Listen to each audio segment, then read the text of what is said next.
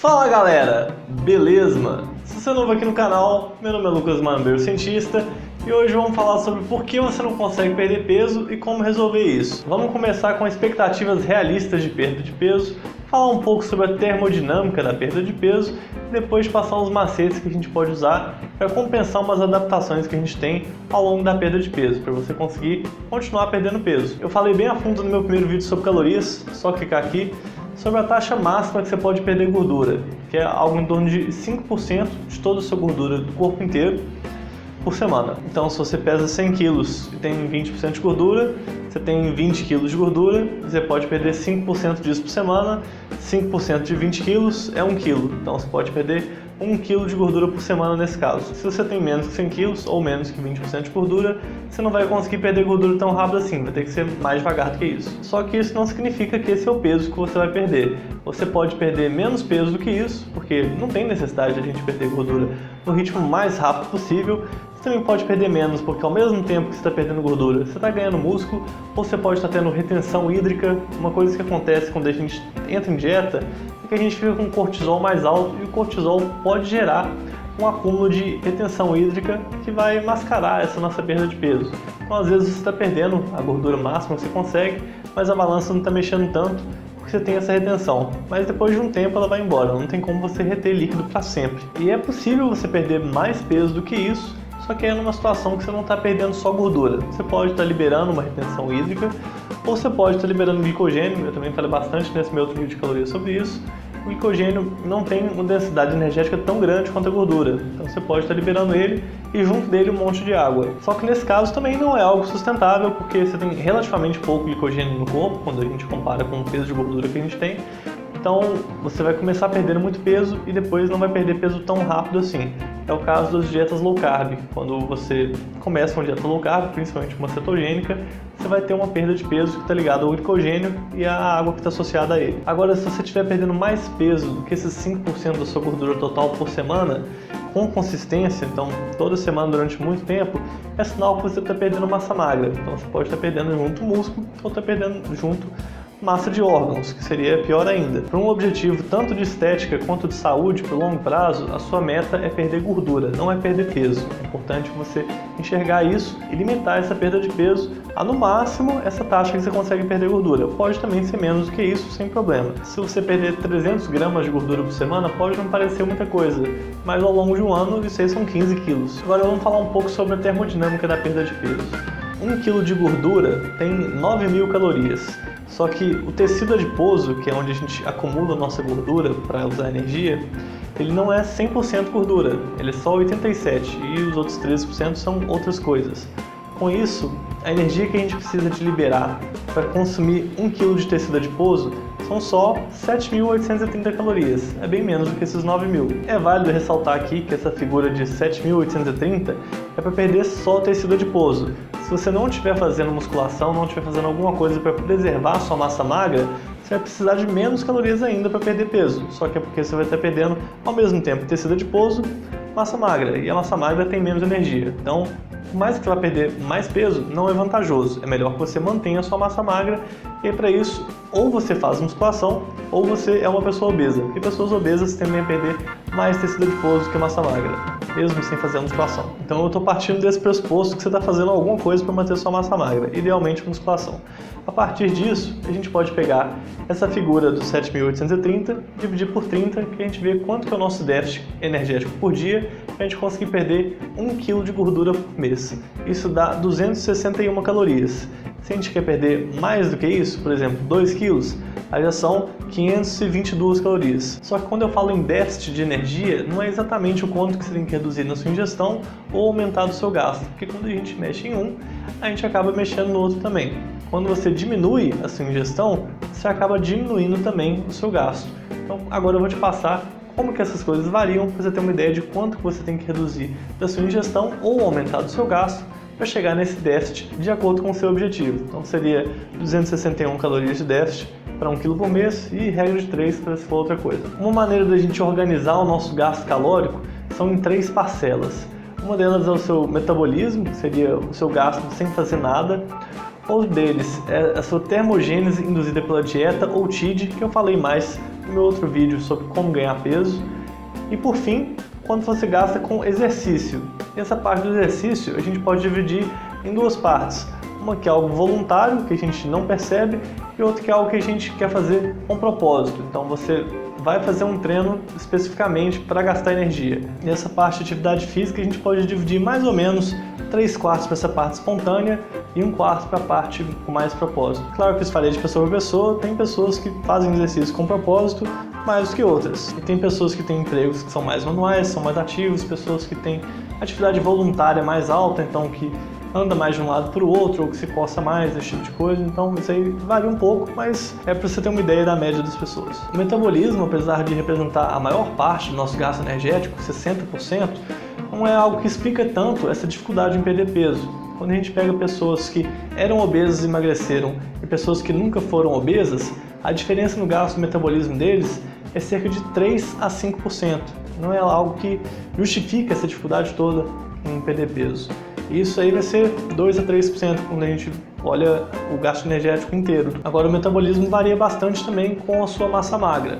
Só que isso aí não varia tanto de pessoa para pessoa. Todo mundo, quando aumenta a massa magra, vai aumentar o metabolismo, quando diminui, vai diminuir. No caso de fisiculturismo, que as pessoas ficam muito magras, isso aí pode diminuir bastante, mas não é o propósito desse vídeo aqui. Agora a próxima parcela, o cheat, não varia tanto com a nossa ingestão energética, quando a gente fala em percentuais. Então, se antes você estava gastando 10% da sua energia ingerida com TID, você vai continuar gastando cerca de 10%, só que você vai ingerir menos energia. Então, com isso, a tendência é que o seu TID diminua. Já nos exercícios, a gente tem um efeito muito maior. Com cerca de 10% de variação de peso, a gente tem uma variação de 20% no gasto energético com exercício. Isso aí tem dois motivos. Um deles é que se você está fazendo algum tipo de exercício que tem deslocamento do seu corpo, então se você está correndo ou fazendo bicicleta, natação, alguma coisa assim, você está pesando menos e com isso é menos peso para você movimentar e com isso você vai gastar menos energia. E outra coisa é que você se torna mais eficiente.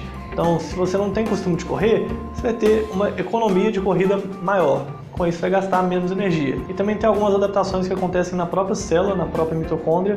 Então, isso aí não é só essa parte de técnica. Com isso, a gente tem um gasto cerca de 20% a 10%. Isso é atividade física com propósito. Quando a gente fala na atividade física espontânea, é ainda maior. Porque a gente está mais leve, com mais economia, e também a gente fica preguiçoso. A gente tende a ter menos atividade voluntária quando a gente está com déficit calórico e quando a gente está mais leve. Juntando isso tudo, na média, as pessoas tendem a diminuir 10% o peso e com isso diminuir 20 a 25% o gasto energético.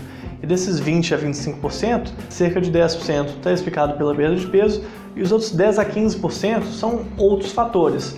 Desses outros fatores, de 85 a 90%, está ligado a essa nossa atividade física espontânea. Então, realmente, o que diminui muito o nosso gasto energético quando a gente está de dieta é que a gente passa a fazer menos exercício voluntariamente. Agora, se você é uma pessoa que é muito vulnerável a isso geneticamente, você tende a ter uma grande diminuição no seu NEAT, que é essa atividade voluntária. Quando você está de dieta, não precisa de ficar desesperado achando que você nunca vai conseguir emagrecer, porque o máximo que chega é 0. Se você não fizer atividade nenhuma, não tem como você ter um gasto de energia negativo, não tem como você engordar por isso. Então, a sua genética, no máximo, vai fazer o seu gasto energético ser baixo, mas nunca vai fazer ele ser negativo. E é importante a gente enxergar que isso funciona para todo mundo, apesar de que cada um tem o seu número, cada um vai ter o seu gasto energético, a sua atividade física espontânea diferente. Agora vamos falar algumas soluções quando você não está satisfeito com o seu ritmo de perda de peso. O primeiro deles é você ter uma expectativa mais razoável. Então, como eu falei no início do vídeo, se você perder 300 gramas por semana, isso no ano já são 15 quilos, é algo que transforma o corpo de uma pessoa. Então, uma opção é você ter uma expectativa mais baixa. Você pode também, depois de um tempo já fazendo dieta, estar cansado disso, não estar aderindo tão bem, e aí, com isso você faz uma pausa na sua dieta, você fica um tempo só mantendo o seu peso, e depois você volta com força total, você consegue aderir melhor e perder peso da maneira que você gostaria. Tem até um estudo que encontra que você consegue perder mais gordura e manter músculo ou até ganhar músculo quando você faz esse tipo de pausa, apesar de ser algo relativamente novo na literatura que não tem um consenso tão grande assim. Mas se você quer perder peso mais rápido mesmo, vão aqui alguns macetes. O primeiro deles está ligado ao seu TID. Se você está comendo menos calorias, menos alimento de modo geral, a tendência é que o seu TID seja mais baixo. Só que os alimentos que são mais processados, tem um TID mais baixo, e os que são menos processados geram um TID mais alto. Então a gente tem um estudo que compara um sanduíche de queijo com outro sanduíche de queijo, só que um pão é mais processado, um queijo é mais processado. A gente tem uma diferença de 2 vezes. O TID é de 10%, o outro é de 20%. Então, se você está comendo menos, você pode optar por alimentos menos processados, que aí com isso você vai ter um TID similar ao de antes da dieta. Então, o seu gasto energético fica mais próximo do normal. Outra parcela grande que dá para a gente atacar é a parte da atividade física espontânea. Como a gente viu, a maior parte da variação está ligado a isso.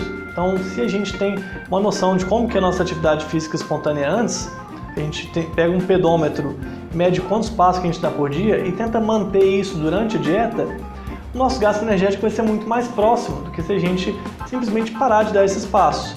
Então a gente ainda vai ter uma diminuição que está ligada ao nosso peso mais baixo e à nossa eficiência mais alta, só que não vai ser uma redução tão grande assim. Então isso também facilita bastante para você conseguir atingir o seu déficit energético. Agora, um macete mais raro que você não vai encontrar tão fácil por aí é você juntar essa ideia de você contar os seus passos com a ideia de você manter o seu peso. Você passa a usar alguma roupa com peso e com isso a sua atividade física vai ter um gasto energético muito mais próximo do que se você estivesse andando com o seu peso mais baixo. Tem um estudo de caso de um fisiculturista que fez isso, ele conseguiu manter a mesma ingestão energética do início ao fim da preparação dele e ainda assim continuar perdendo peso de maneira mais ou menos linear. Se você quiser olhar isso mais a fundo, tem na descrição do vídeo o link. E isso tem suporte científico. Tem alguns estudos em ratos que eles implantam peso nos ratos e acompanham o peso deles. Tem um grupo que tem o peso implantado e outro que não tem, e como que varia a gordura deles, o peso deles. E uma coisa legal que eles encontraram aí é que essa variação é também explicada pelo quanto que a gente ingere de energia.